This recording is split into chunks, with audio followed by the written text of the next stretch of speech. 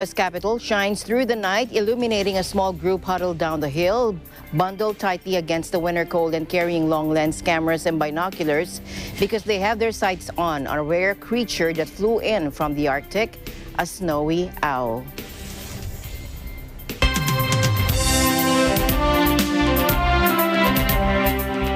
First in our news, frightened Tongans fled to higher ground today after a massive volcanic eruption heard in neighboring countries triggered tsunami warnings across the South Pacific. Large waves crashed ashore in Tonga on Saturday after this massive volcanic eruption that was heard in neighboring countries, and it triggered the area's second tsunami in as many days. As a 1.2-meter tsunami wave has been observed at Nuku'alofa, Lofa, Australia's Bureau of Meteorology tweeted, it was so intense it was heard as loud thunder sounds in Fiji, more than 800 kilometers away, according to officials in Suva. Fijian officials warned residents to cover water collection tanks in case of acidic rainfall. The Pacific Tsunami Warning Center issued a tsunami advisory for American Samoa, saying there was a threat of sea level fluctuations and strong ocean currents that could be a hazard along beaches. The Hunga Tonga Hunga Ha'apai volcano sits on an uninhabited island about 65 kilometers north of the Tongan capital, Nuku'alofa. And take a look at these images from Japan's Himawari 8 satellite showing the volcanic eruption that provoked a tsunami in Tonga. The eruption was so intense, it was loud. It was heard as loud thunder sounds in Fiji, more than 800 kilometers away. Take a look.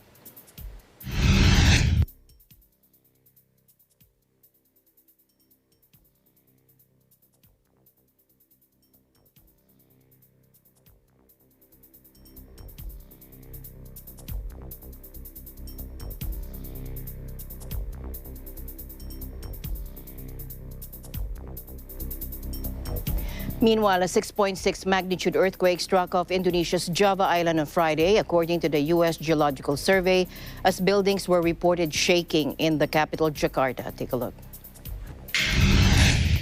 Now, the quake hit through the island's southwest at a depth of 37 kilometers at 09:05 GMT, according to the U.S. Geological Survey. No tsunami warning was issued, and there were no immediate reports of casualties or damage. But the tremor was felt in the capital, and it shook buildings, according to AFP journalists. Some Jakarta residents, as seen here, were evacuated from the buildings, and hundreds were waiting outdoors after the quake. According to an AFP reporter at the scene, Indonesia experiences frequent quakes due to its position on the Pacific Ring of Fire, an arc of intense seismic activity where tectonic plates collide, which stretches from Japan through Southeast Asia and across the Pacific Basin. 3 people were stabbed outside the prestigious University of Tokyo ahead of nationwide college entrance exams today, with police saying they had arrested a high schooler for allegedly carrying out the attack. The victims included the 18-year-old boy, a 17-year-old girl, and a 72-year-old man, according to police. A Tokyo police spokesman told AFP, quote, "We arrested a 17-year-old male student for allegedly slashing in the back of the 3 with the intent to kill," unquote. The student was seized by police at the gate of the University of Tokyo after the early morning attack, they added. He wasn't taking the exams and was not acquainted with the 3 victims, but he told police he wanted to die after causing an incident as "I didn't do well in my studies." That was what he said, and that is according to public broadcaster NHK. The 2 teenagers did not sustain life-threatening injuries, but the 72-year-old is severely wounded, according to local media. NHK said the university, where 3,700 students were scheduled to take the test, went ahead with the exams as planned. Violent crime is rare, but stabbings do occasionally happen in Japan, where gun possession is strictly controlled. A 24-year-old man was arrested in Tokyo on Halloween last year for attempted murder after he allegedly stabbed a passenger and started a fire inside a moving train while wearing an outfit reminiscent of the comic villain, the Joker.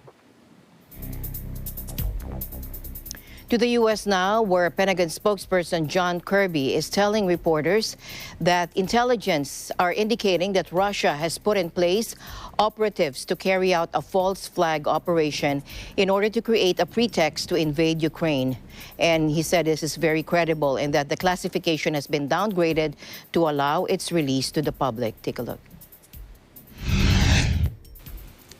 Without getting into too much detail, we do have information that indicates that Russia is already working actively to create a pretext for a potential invasion, for a move on Ukraine. In fact, we have information that they've pre-positioned a group of operatives to conduct what we call a false flag operation, an operation designed to look like an attack on them or their people or Russian-speaking people in Ukraine, again, as an excuse to go in. I'm not at liberty to go into a whole lot more detail than that, but I hope that by the fact that we can say this as confidently as we can, you can take away that that there's a fidelity here to the information that we have that we believe is very credible. And again, we've seen this kind of thing before out of Russia. When there isn't an actual crisis to suit their needs, they'll make one up. When we talk about Russian operatives, it's it could represent a blend of individuals inside the Russian government, whether it's from their intelligence communities, their security services, or even their military. They often hybridize their personnel to such a degree that the lines are not necessarily really clear. We have information that indicates Russia has already pre-positioned a group of operatives to conduct a false flag operation in eastern Ukraine. The operatives are trained in urban warfare and in using explosives to carry out acts of sabotage against Russia's own proxy forces. Our information also indicates that Russian influence actors are already starting to fabricate Ukrainian provocations in state and social media to justify a Russian intervention and sow divisions in Ukraine. Now, Russia quickly denied the account, with Kremlin spokesman Dmitry Peskov calling the U.S. statements unfounded. And the allegations came as Ukraine was hit by a major cyber attack, which led NATO to vow to step up cooperation with Kiev for online security. Now, the United States released the findings on the alleged false flag plans after a week of talks with Russia to defuse tensions. Russian President Vladimir Putin has denied plans to invade Ukraine, but has demanded security guarantees from the West, including promises not to expand NATO eastward. Jake Sullivan, National Security Advisor, said Thursday that the U.S. preferred diplomacy but was prepared to defend allies and to impose major economic costs on Russia if it invades.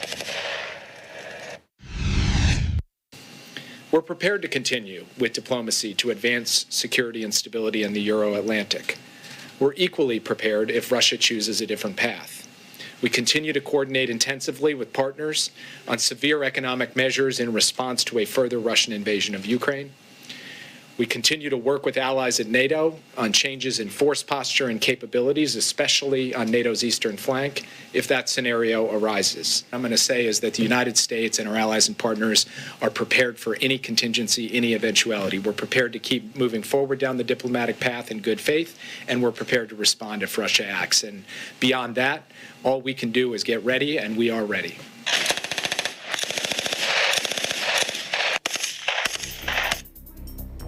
Meanwhile, Russian Foreign Minister Sergei Lavrov says things have piled up in tensions between Russia and NATO, and that, let's listen in. Нашему терпению пришел конец. Мы очень терпеливые. Знаете, что мы долго запрягаем, да? Вы же русскоговорящие люди. Вот. Ну вот запрягали мы очень долго. И сейчас уже пора нам ехать. Накопилось за вот период после 90-х годов, когда обещания, дававшиеся о расширении НАТО, о продвижении военной инфраструктуры на восток, о неразмещении существенных боевых сил на территории новых членов, они просто были грубейшим образом выброшены в корзину нашими западными друзьями. И НАТО в течение 5 волн расширения подошло вплотную к нашим границам.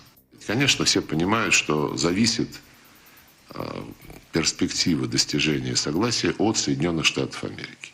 И чтобы там нам не говорили о необходимости консультироваться с союзниками и необходимости вовлечения всех членов ОБСЕ в эти процессы, это все, ну, в общем-то, отговорки и попытки затянуть процесс.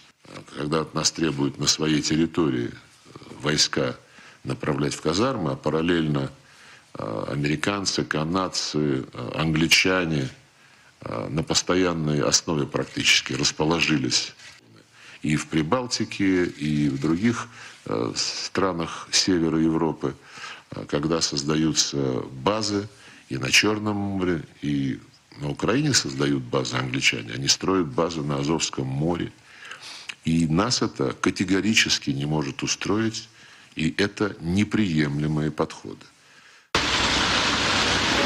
Now, Russia has described its security talks with the U.S. and NATO this week as unsuccessful, saying there is continued disagreement on fundamental issues. Deputy Foreign Minister Sergei Ryabkov said in an interview with the Russian language channel RTVI that Russia sees no reason to hold a new round of security talks with the West in the coming days, following the lack of progress during ongoing negotiations. The Kremlin's list of security demands from the West includes legally binding promises that NATO will never allow former Soviet Republic of Ukraine to become a member. The organization will pull back troops from former communist states in Central and Eastern Europe that joined the alliance after the Cold War. Ryabkov, who led Russia's talks with U.S. officials in Geneva on Monday, said it was hard to trust NATO countries.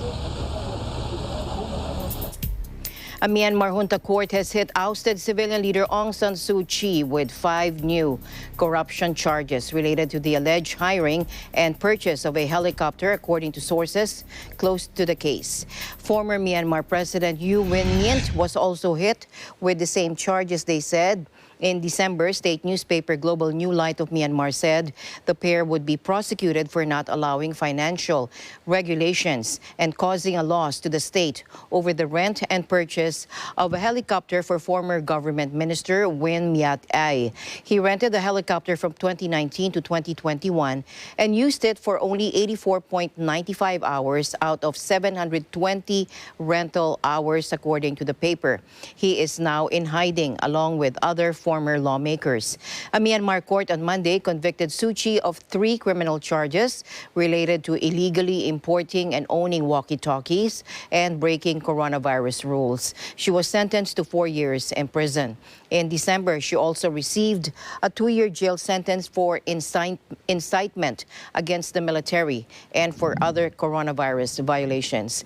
The 6 years of jail time will likely prevent Suu Kyi from participating in fresh elections that the military junta has vowed to hold by August next year. Suu Kyi is expected to remain under house arrest as the other legal cases progress.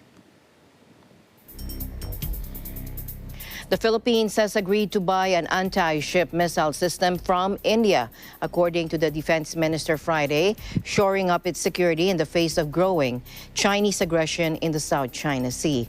Defense Secretary Delfin Lorenzana offered new details about the nearly $375 million contract awarded to BrahMos Aerospace to supply an onshore anti-ship missile system to the Philippine Navy.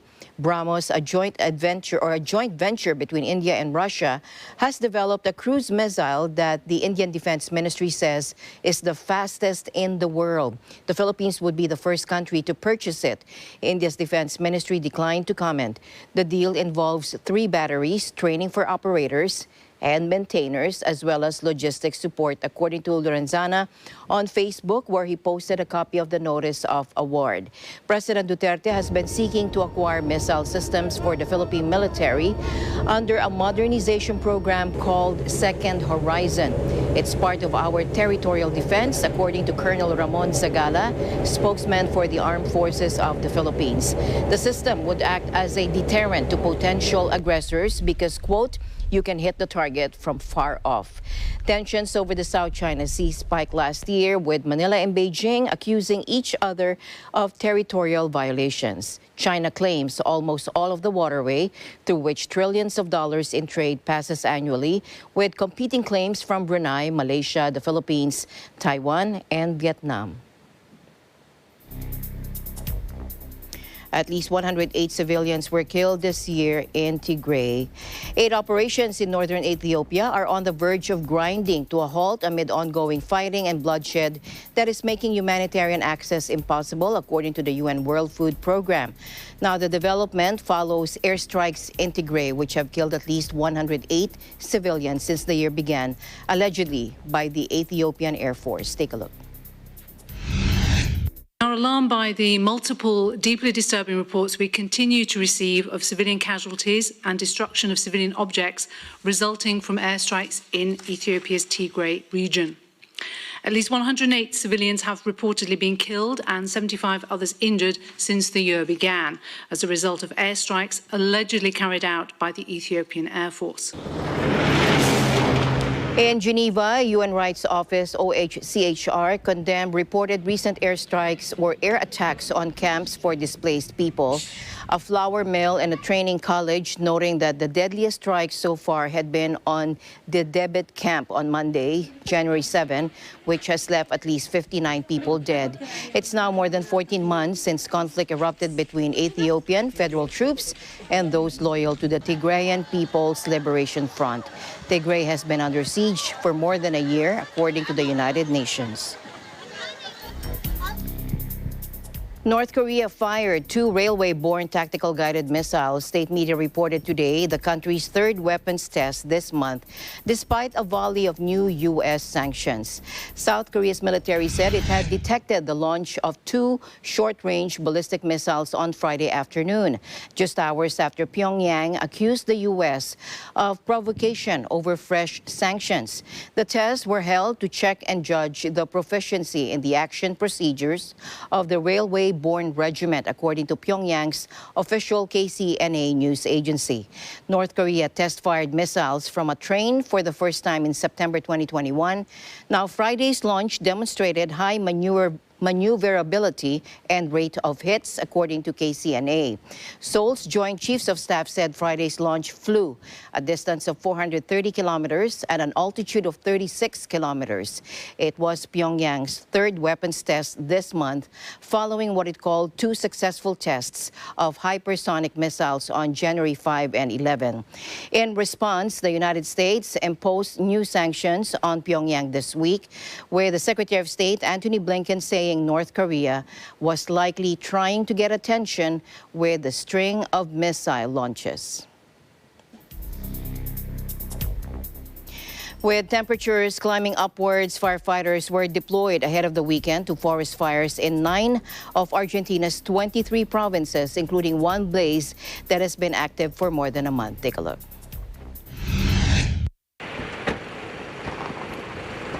Reinforced by planes and helicopters were fighting the largest of the fires in the Nahuel Huapi National Park, according to the Fire Management Service. The park is located near the tourist city of Bariloc, about 1,500 kilometers southwest of Buenos Aires. This is one of the most serious fires we have had in the region, according to SNMF Director of Operations, Lorena Ojeda. Now, she spoke at the scene of the blaze, which was sparked by a lightning strike on December 6. Temperatures were ranging from 35 to 40 degrees Celsius or 95 to 105 degrees Fahrenheit, but have spiked even higher. The heat and wind contribute to the continued spread of the fire, with weather forecasts showing there may not be enough precipitation to stop it, according to OHEDA. About 5,900 hectares of native Andean forest have been affected, and there have been no injuries or evacuations reported in the area due to its low population density. And the news continues here on Eagle News. We'll be right back.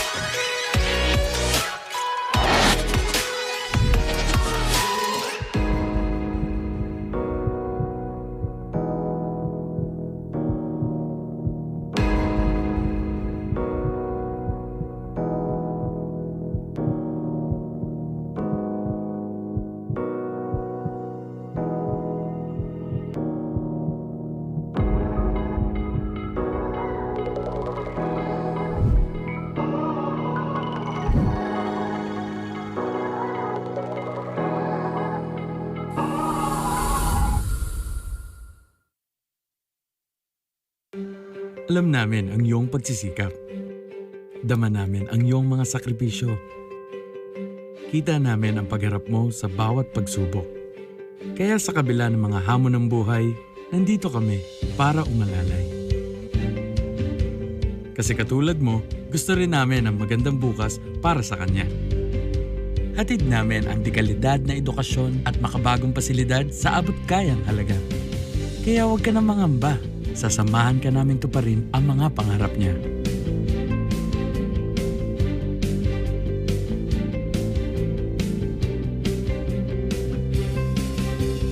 Maaasahan mong sulit dito ang mga pinagsikapan mo. Sa aming mga makabagong pasilidad at sistema ng edukasyon. Ay lalabas natin ang aking talino at mga kakayahan niya. Kahit sa munting halaga, makakasiguro ka na makakasabay siya sa mabilis na pag-ikot ng mundo. Sa New Era, karamay mo kami sa bawat hamon. Kaagapay mo kami sa bawat hakbang. Kasama mo kami sa bawat ngiti at tagumpay.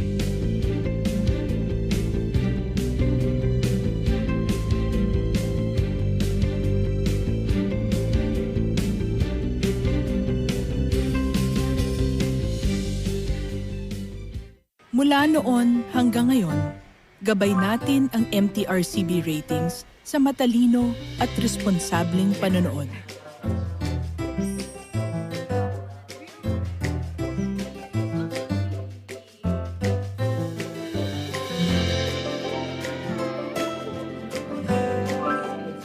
Sa tamang pagsunod sa MTRCB ratings, ginagawa nating ligtas at makabuluhan ang panonood ng bawat miyembro ng pamilyang Pilipino.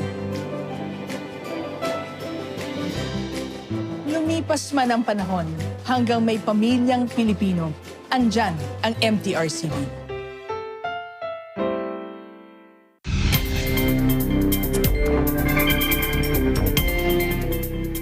Welcome back. Australia returned Novak Djokovic to the detention center on Saturday, saying the tennis star's opposition to vaccination could cause civil unrest and triggering a high-profile court showdown.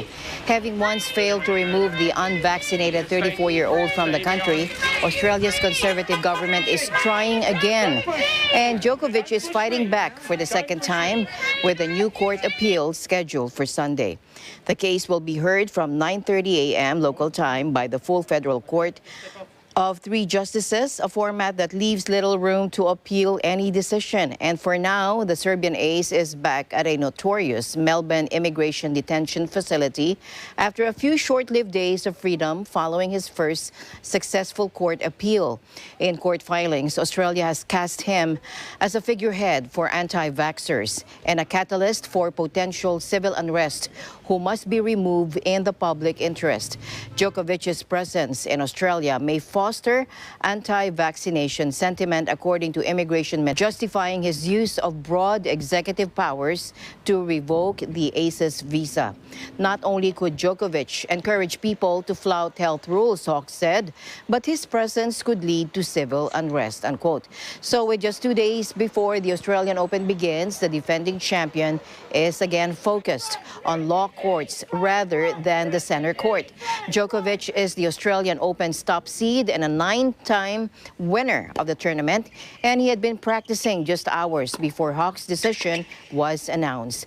The visa cancellation effectively means Djokovic would be barred from obtaining a new Australian visa for 3 years, except under exceptional circumstances, ruling him out of one of the 4 Grand Slam tournaments during that time.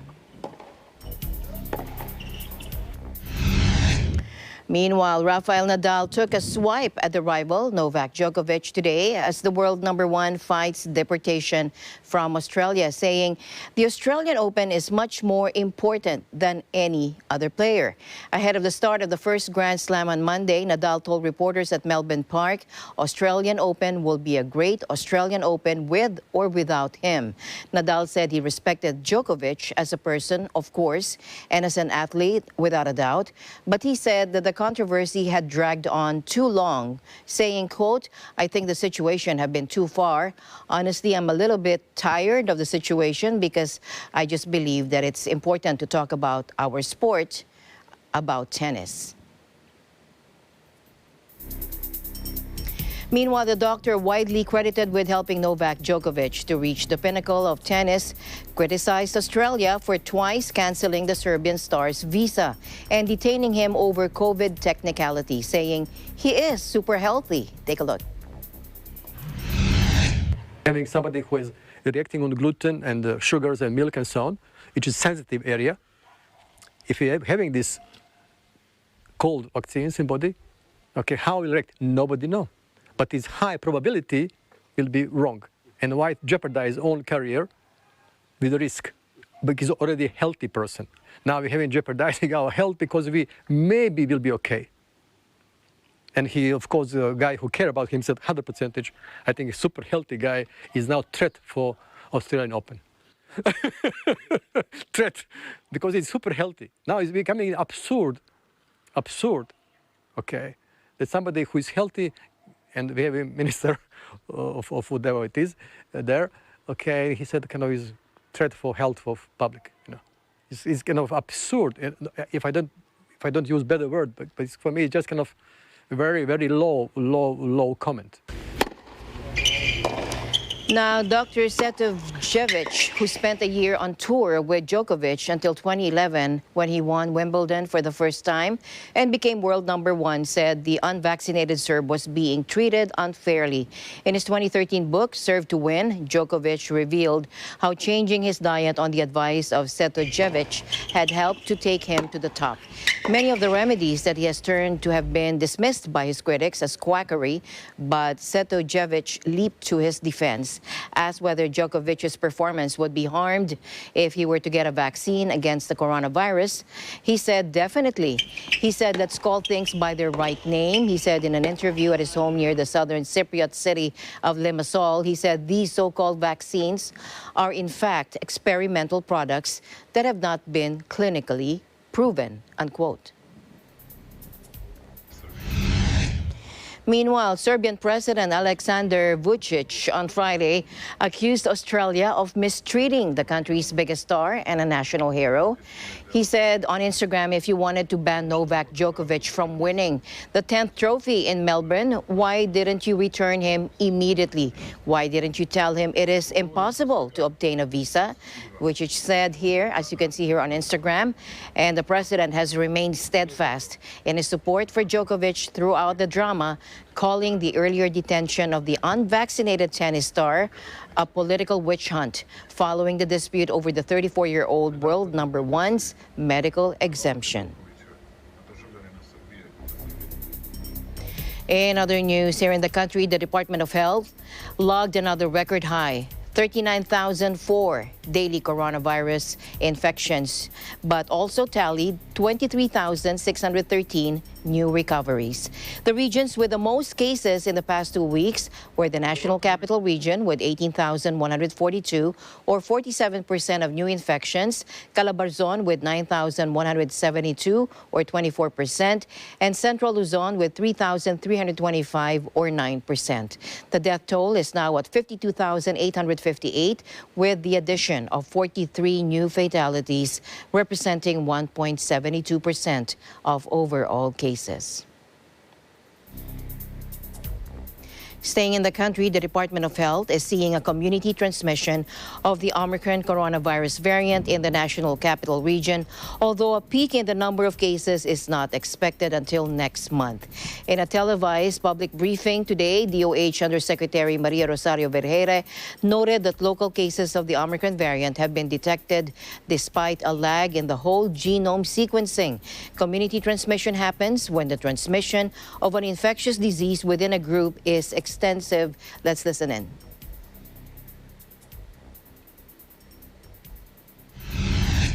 Ito pong nangyayari sa atin ngayon at nakikita nating sitwasyon, base po dun sa mga trends na ating nakikita. No? Ang National Capital Region po now averages 17,124 cases per day. This is comparing to about 1 week ago na 6,500 lang po ang ating average number of cases. As we see our cases, the initial case doubling time po ng National Capital Region and even the whole Philippines was at 2.2 days. Ibig sabihin, sa bawat araw po, nagdodoble ang numero ng kaso. No? Every 2 days, nagdodoble po siya. Pero ngayon, humaba naman po ang doubling time natin. Naging 4 na araw naman po, ngunit mataas pa rin ang pagpasok ng mga kaso. The National Capital Region now has 149,000 active cases. Nakikita po natin, base sa mga projections po ng ating mga eksperto at saka yung faster team natin, na patuloy pong tataas ang ating mga kaso. We are not seeing the peak of the cases yet. We are still yet to see the peak, no, na baka po mangyari sa dulo po ng buwan na ito or even later, about second week of February. At nakikita po natin na maaari pang magdoble ang numero ng active cases natin compared to today by that time of February 15 po.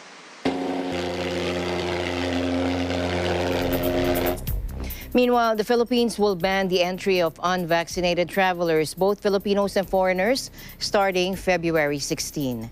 Conversely, Filipinos who stayed from red list countries or with high risk for new and emerging strains of coronavirus will be allowed to fly direct on board commercial flights to the country. In a resolution, the Interagency Task Force for the Management of Emerging Infectious Diseases said all travelers arriving in the Philippines are required to show proof of full vaccination against COVID-19 starting February 16. And this is the first time the Philippine government has discriminated unvaccinated international passengers from coming to the country. A fully vaccinated individual must have received his or her second primary jab at least 2 weeks prior to the flight, or in the case of Janssen or Janssen vaccine, his or her single-dose jab. The COVID-19 vaccines that the Philippine government recognized are those given emergency use authorization or compassionate special permit by the FDA. Example, Pfizer-BioNTech, AstraZeneca, Sinovac or CoronaVac, Sputnik V, Janssen, Covaxin, Moderna, Sinopharm, and Covovax. WHO-approved vaccines, Nuvaxovid, Covishield, Covovax, and Virocell will also be accepted. The only unvaccinated passengers given exemptions are children below 18 years of age, people medically unable to receive COVID vaccine as certified by a competent public health authority in the port of origin, and diplomats and their qualified dependents with 9E visas. The Civil Aeronautics Board has been directed to mandate the airlines to require foreigners traveling to the Philippines to present proof of full vaccination prior to boarding flights to any points in the Philippines. And the National Capital Region will remain under Alert Level 3 until the end of January amid the rise in COVID cases. Metropolitan Manila Development Authority Chair Benhar Abalos explains why the Metro Manila mayors don't see the need to raise the alert level during this period. Let's listen in. Yung po mga sitwasyon na yun ay tama lamang sa Alert Level 3. Una-una yung metrics, 51% lang HCUR. Pangalawa, talagang halos walang makikitang tao sa kalye noon, no? Halos kokonti. Talagang alas 5 ng kahapon ay halos kokonti ang mga sasakyan at ang mga tao sa mall halos walang tao. Tandaan po natin ang alert levels ay ginagawa upang makontrol, no? Primary purpose ay upang makontrol ang daloy ng tao. Tingnan ito sa Robinson's Ermita, halos halos mamaya ipapakita ng camera natin yung iba't ibang lugar, no? Para makita nila yung naging basihan ng mayor kung bakit ganoon ang naging desisyon po nila. Kaya yung sinasabing intensyon na magtaas ng alert levels ay hindi ka pa man nagtataas, ang ating mga kababayan ay nagkakaroon ng self-discipline na sila na mismo ang nasa-self-regulate sa sarili nila. Under Alert Level 3, establishments or activities shall be allowed to operate or be undertaken at a maximum of 30% indoor venue capacity for fully vaccinated individuals only, and 50% outdoor venue capacity, provided that all workers of the establishments are fully vaccinated against COVID-19. Intrazonal and interzonal movement are still allowed, however. Reasonable restrictions may be imposed by the LGUs, which should not be stricter as those prescribed under higher alert levels and subject to the oversight, monitoring, and evaluation of their respective regional IATF. And the southern Chinese city of Zhuhai suspended public bus routes today after announcing it had detected at least 7 cases of the highly transmissible Omicron coronavirus variant there and warning residents not to leave the city. The coastal city of Zhuhai, which borders the gambling hub Macau, said late Friday Omicron had been detected in 1 mildly ill and 6 asymptomatic patients after launching mass testing due to a case in neighboring city. China is battling a spate of coronavirus outbreaks, including several from the Omicron variant, as the country steps up vigilance against the virus ahead of the Beijing Winter Olympics next month. Millions of people across the country have been ordered to stay home in recent weeks, with scores of domestic flights canceled and factories shut down. Zhuhai officials have asked residents to avoid leaving the city unless necessary, with those who are required to show negative COVID test results within the past 24 hours. And patients are being treated in both COVID-19 wards and in the intensive care unit at the U.S. Department of Veterans Affairs Boston Healthcare System campus in West Roxbury, near Boston. This surge is different, explained a nurse manager, because she said the patients aren't as sick. Take a look. It's strange. I feel fine. But they tell me I'm not. I've had 2 bags of remdesivir, and I got another one coming today. That's the treatment for it so far.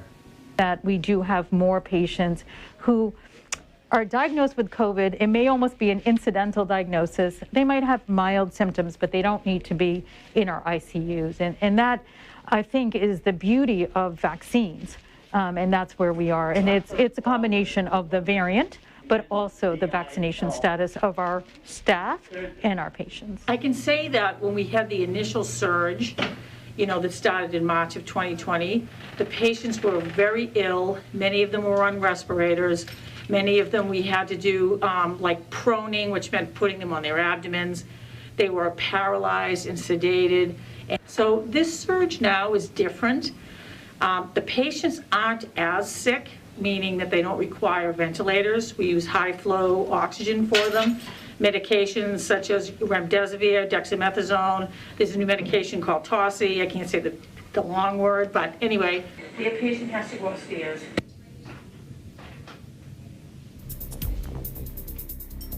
And the Canadian province of Quebec, struggling to control the Omicron variant, will impose a new health tax in the coming weeks on those who are not vaccinated against COVID.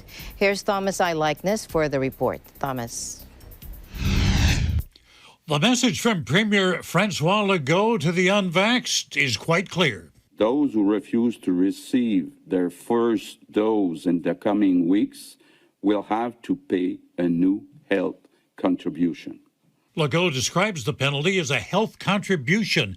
He says the government hasn't yet decided just how big it would be, but he says it comes down to a matter of fairness.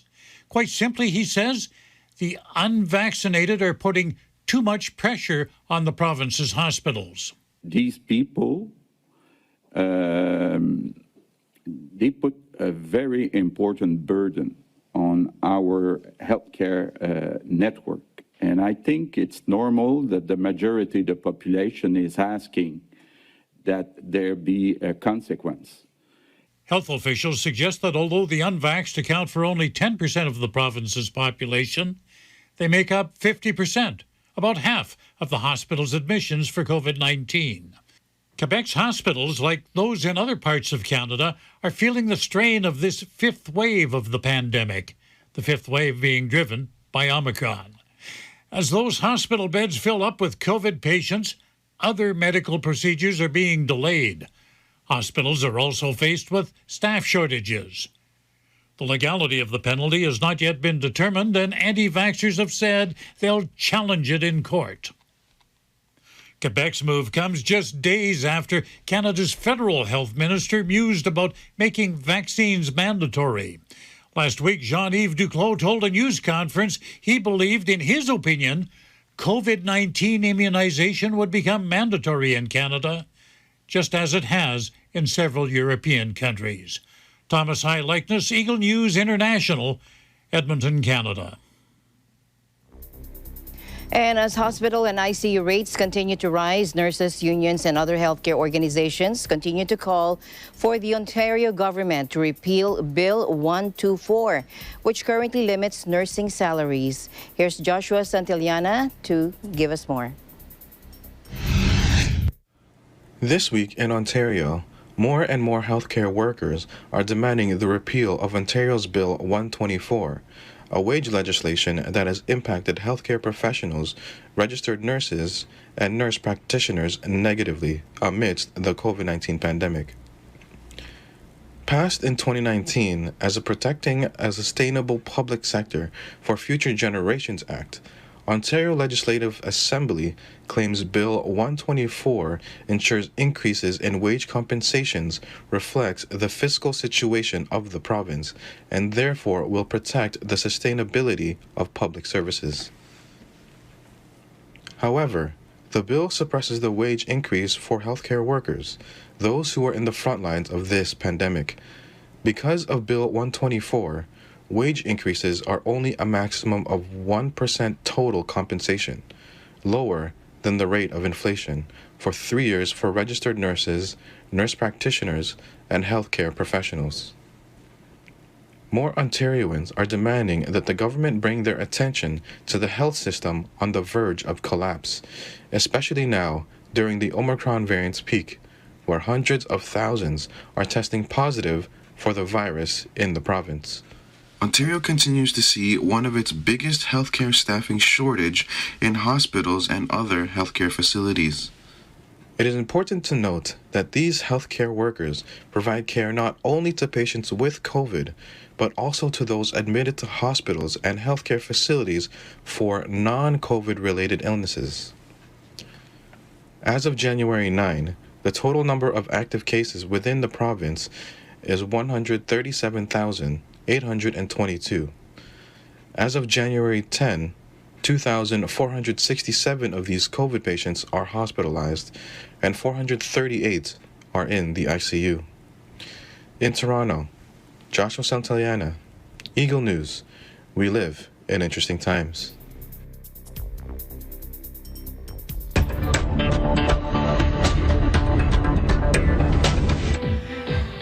Yes, the recovery is likely to continue, but against stronger winds. That was announced by IMF's Managing Director Kristalina Georgieva in an event hosted by the Center for Global Development in Washington, D.C. Georgieva expressed her concern over how this new wave of infections will affect divergence, inflation, and debt, and she urged economies to assess how strong their defenses are against COVID-19 and how much policy space do they have to boost their businesses and support their households, especially the vulnerable ones. Let's listen in. I would have liked very much to have a more optimistic outlook at the beginning of the year, but reality is we are looking into a somewhat weaker momentum of the recovery and higher uncertainties, more risks in 2022. To give you the perspective from the fund, already towards the end of the previous year, we were concerned that the recovery was weakening. Why?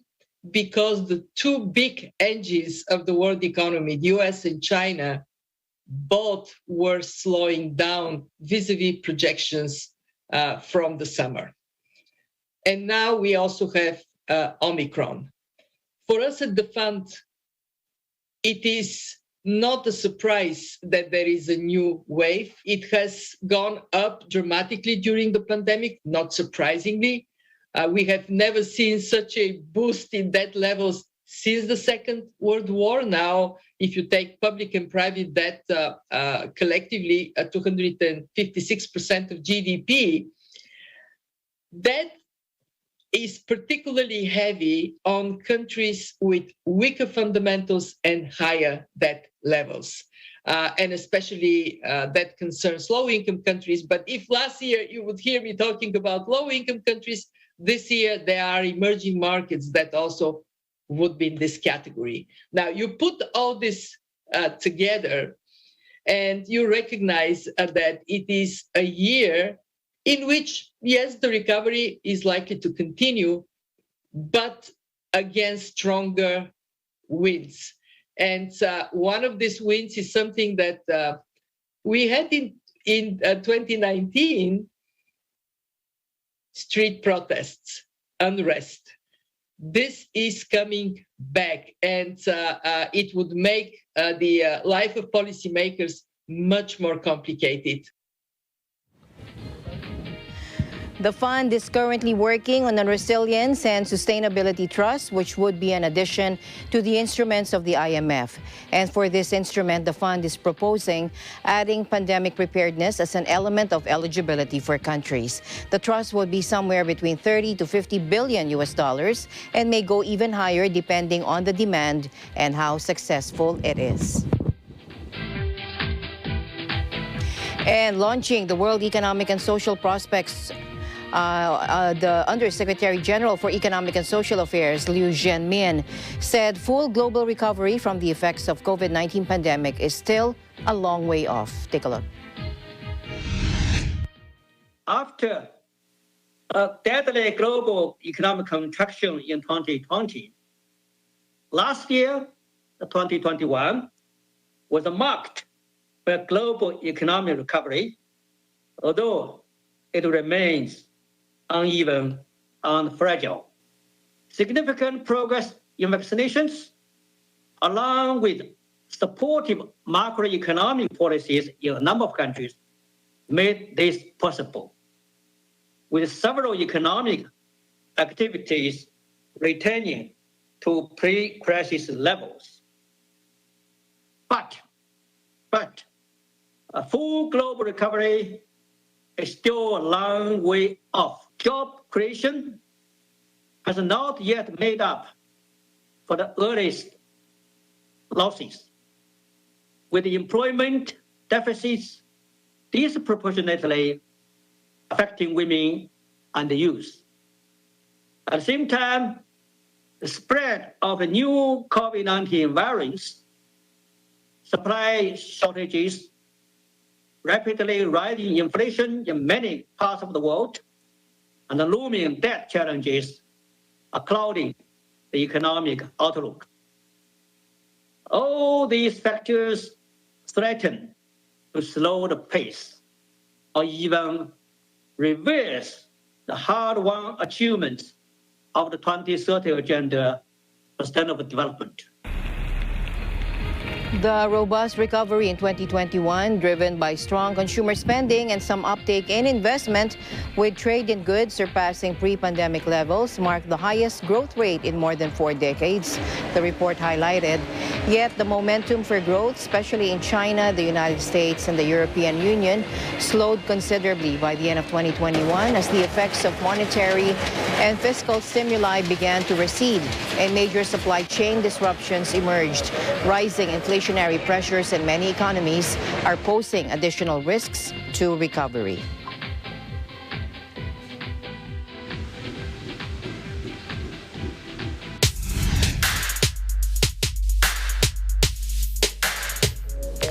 A remote town in Western Australia has equaled the country's hottest day on record, reporting a scorching 50.7 degrees Celsius or 123.26 degrees Fahrenheit. That is according to the Bureau of Meteorology. Now, such temperatures could become commonplace in Australia due to global warming, according to the country's Climate Council, warning this. And the coastal town of Onslow hit the blistering high on Thursday afternoon. New Western Australia maximum temperature record and equal national temperature record, the state's Bureau of Meteorology posted on Twitter. The country last recorded a temperature of 50.7 degrees Celsius on January 2, 1960 at South Australia's Oodnadatta Airport, according to the Bureau's website. Climate Council Research Director Dr. Martin Rice said the record was part of a long-term warming trend driven by the burning of coal, oil, and gas. He also said extreme temperatures were already having deadly, catastrophic consequences in Australia. And the 9 years spanning 2013 to 2021 all rank among the 10 hottest on record, according to an annual report a U.S. agency released on Thursday, the latest data underscoring the global climate crisis. For 2021, the average temperature across global surfaces was 1.51 degrees Fahrenheit or 0.84 degrees Celsius above the 20th century average, making the year the 6th hottest in the overall record, which goes back to 1880. Of course, all this is driven by increasing concentrations of heat-trapping gases like carbon dioxide, according to Russell Vose, a senior climatologist for the National Oceanic and Atmospheric Administration, telling this to reporters. Thursday itself saw mercury rise to a sweltering 123.3 degrees Fahrenheit, as earlier mentioned, in the coastal town of Onslow in Western Australia, making it the country's hottest day on record. NOAA uses the 21-year span from 1880 to 1900 as a surrogate to assess pre-industrial conditions, and found the 2021 global land and ocean temperature was also above average, 1.87 degrees Fahrenheit above average. A separate analysis of global temperature released by NASA had 2021 tying with 2018 as the 6th warmest on record. Both data sets vary very slightly from the European Union's Copernicus Climate Change Service in their assessment, which had 2021 as the 5th warmest in records, tracking back to the mid-19th century. And finally, in our news, bird watchers are flocking to a plaza outside Union Station in the U.S. Capitol to catch a glimpse of a snowy owl that recently settled in the area. Take a look. It's amazing. I mean, I've been a birder a long time, and this is my first time ever seeing a snowy owl, so it goes on my life list now. What? Yeah, you can see the Capitol. It's arresting to have the contrast, of the wildness with the city, but especially DC, where it's so, sort of monumental and iconic. That I see. Well, first of all, I didn't think I would see a snowy owl ever, and I'm really surprised that it's just there at Union Station. Well, it's like crazy if you really think about it, but she's got good food sources here. Unfortunately, we have a lot of rats and pigeons, but yeah. So, yeah. And the fact that she's been coming regularly, that's the thing. She more or less shows up at the same time every day, and she's been coming for, 5-6 days, maybe even 10. Now, bird watching or birding, as it is also known, is a popular pastime in the United States, with hobbyists typically hiking through forests or camping in rural areas to spot different species of birds. So the majestic owl's appearance a week ago in the city, much further south than its usual habitat, has proven a magnet.